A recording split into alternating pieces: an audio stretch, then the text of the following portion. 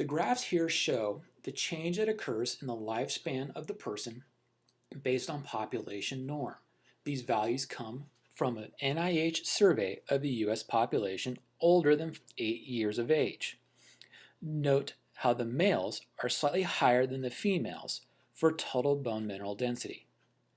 Additionally, there are changes based off of ethnicity.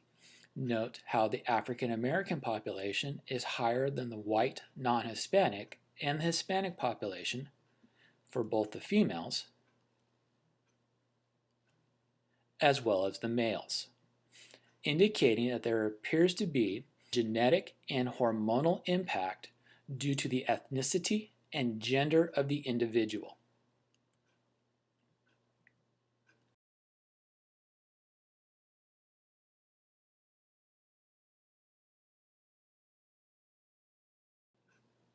Osteoporosis versus osteoporotic changes.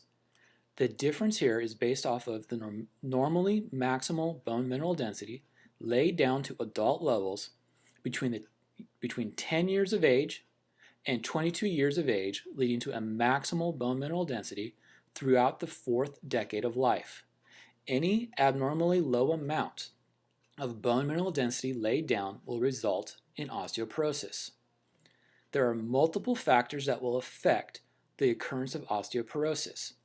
These factors include dietary issues, such as levels of calcium and levels of vitamins, metabolic conditions, such as a person being overfat, experiencing metabolic syndrome, or having chronic inflammatory issues that all impact the metabolic processes within the bone.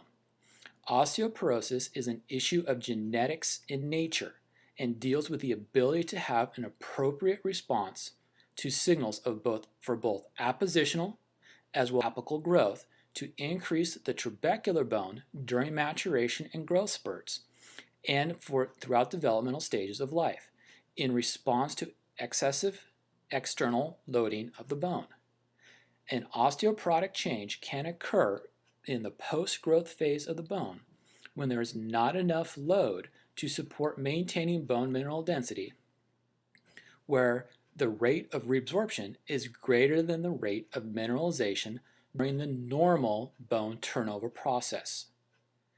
Generally, osteoporotic conditions are associated with aging issues related to osteopenia.